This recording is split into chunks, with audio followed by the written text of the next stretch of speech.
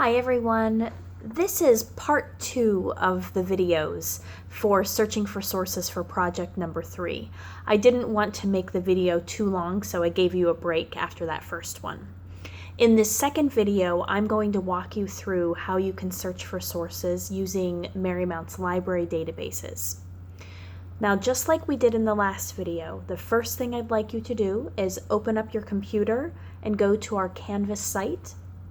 Once you're at our Canvas site, I'd like you to click on the syllabus link and then click on the assignment for April 6th. That assignment is called Searching for Sources for Project 3.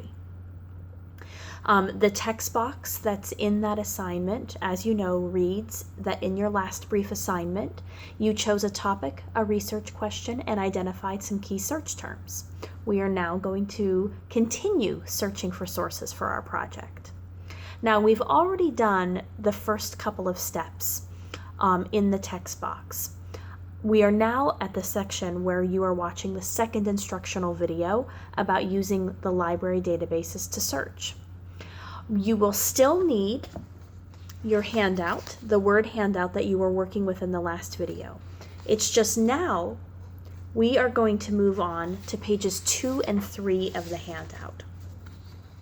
Now on page 2, what I tried to do was take screenshots of my own search on library databases, but I think it might be a little bit confusing on paper.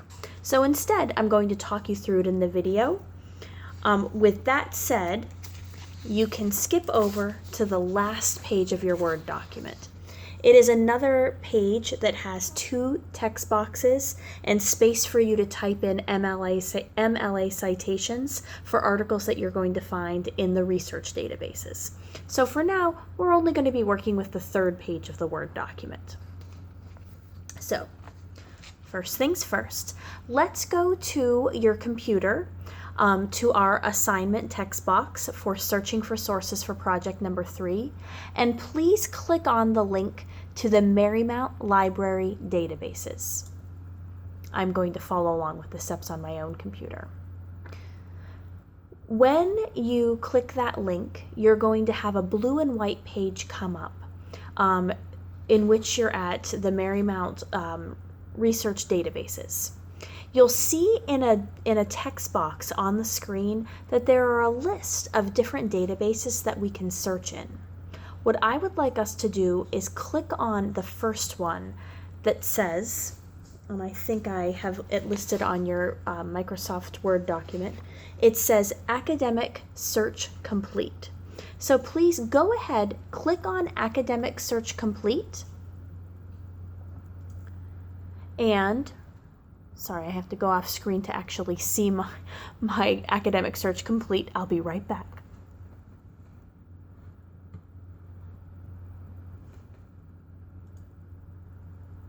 All right, I think I'm there. Marymount is going to ask you to sign in. Marymount will always ask you to sign in when you go to anything on the library website. So go ahead, sign into your library account.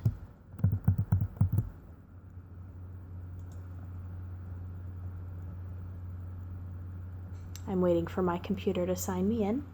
And then once you do, you'll be at a site. It's another blue and white site, and at the top it should say Searching Academic Search Complete.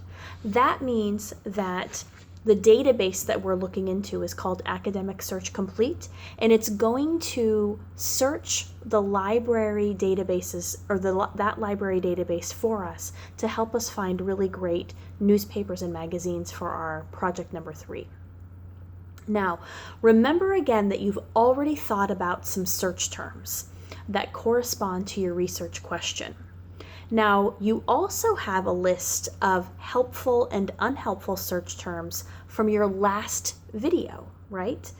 What I'd like you to do is select some search terms that are relevant to your research question, and we're going to begin entering them into the boxes on Academic Search Complete.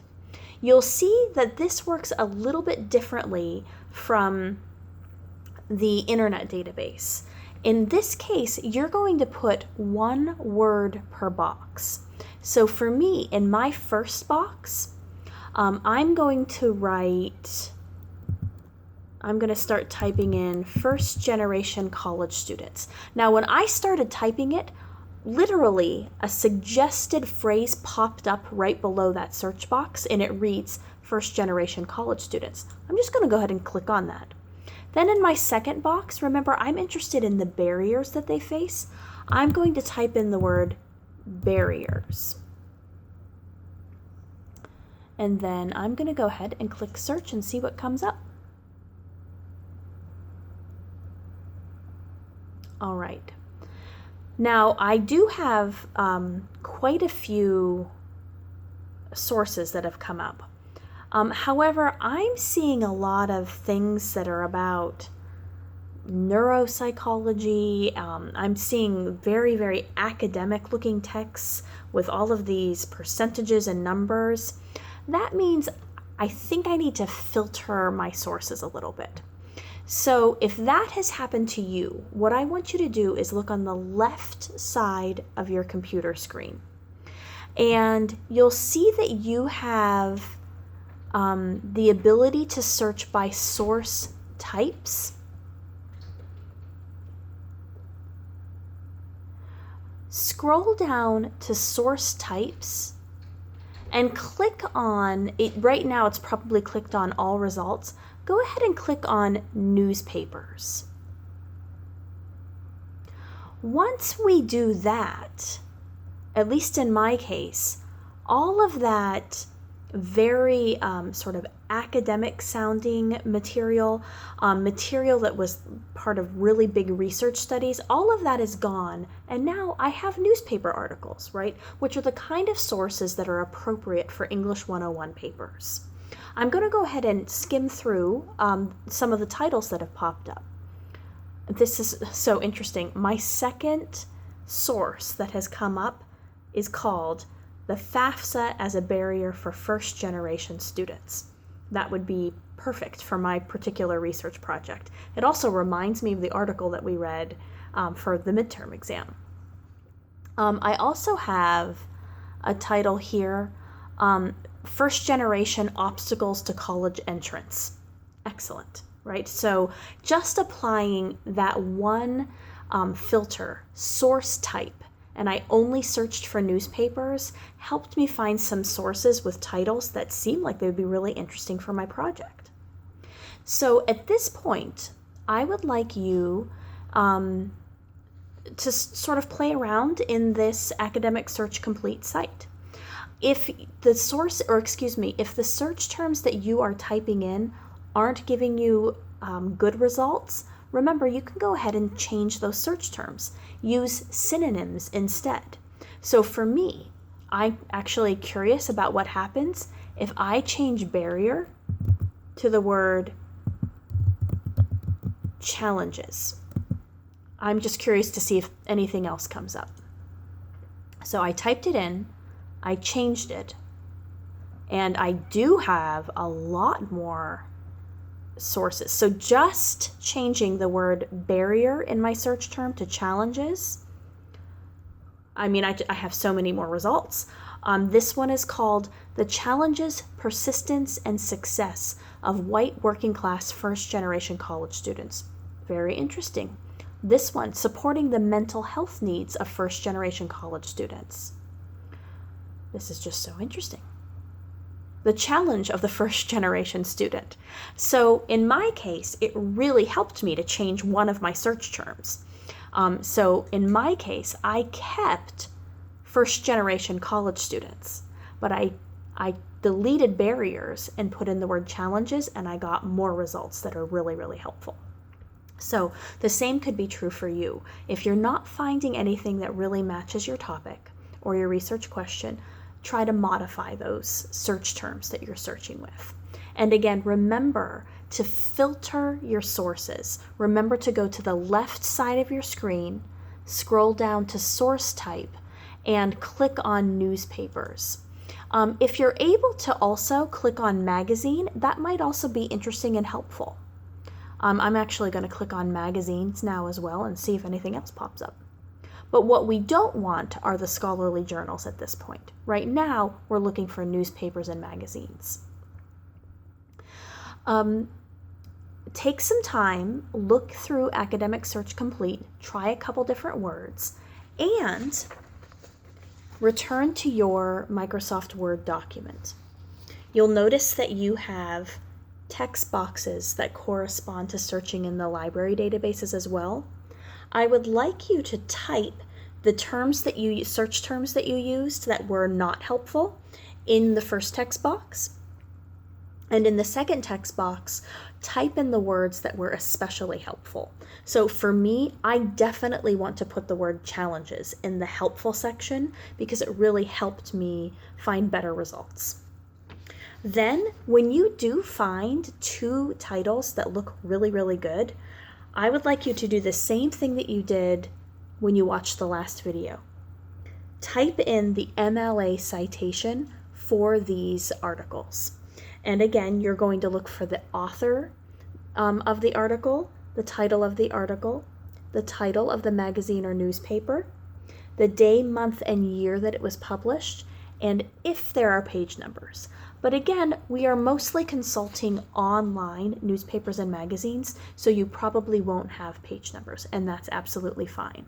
But definitely make sure to record the title of interesting looking articles, either on this Word document, or perhaps you can open up another Word document and keep those there. But you don't want to lose your sources, right? There's nothing worse than when we lose the sources that we knew were going to be really great. So make sure you have put your MLA citations here. There are other research databases in the library databases that you can use. The other one that I strongly recommend is actually listed on your Word document. It's at the top of the last page, and it's called ProQuest Research Library. For me, I would only use Academic Search Complete and ProQuest Research Library, but you might want to try one called Article First as well. And the databases, they kind of all work in a similar fashion, so you can try out these other databases. But again, focus on Academic Search Complete and ProQuest Research Library. When you find the sources in the research databases that you know you like, you should have the option to download a full text of the article. Sometimes it's a PDF and sometimes it's not a PDF. Absolutely download those articles to your computer so that you can have them to read, because our next step in the next video is going to walk us through reading these sources and analyzing them.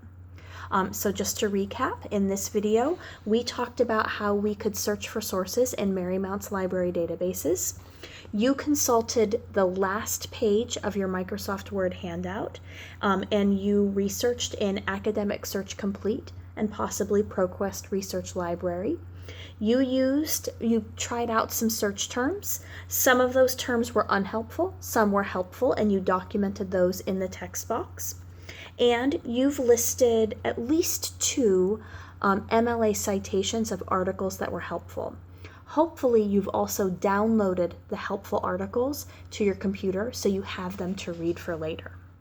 Now, there's one more thing to do on the Word document, and it's at the very bottom of the very last page, and it's number 7. It reads, reflect. Look back at your unhelpful and helpful search terms in the boxes from your first page and this one. I want you to think about this. Why do you think the terms in the second columns ended up being more helpful?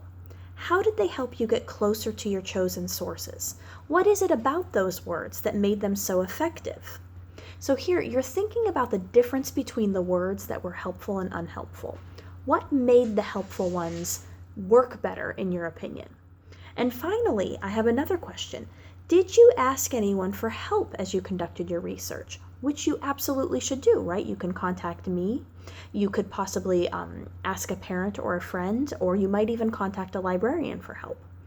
I'm curious, though, if you did ask for help, What was their advice, and was their advice helpful? So here we're really thinking through this research process. What was helpful when we were researching? Why do we think it was helpful? Did we ask anybody for help? And if we did, what did they suggest that we do? And did it work, right? And so you'll type your responses to those questions here at the bottom of the Word document. Well, that's it for our little tutorial on using Marymount's library databases. As always, if you have any questions, you may email me, call me, or text me. But otherwise, look forward to the next video in which I talk with you about how to use the SOAPS forms to analyze your sources. Thanks for watching. Bye-bye.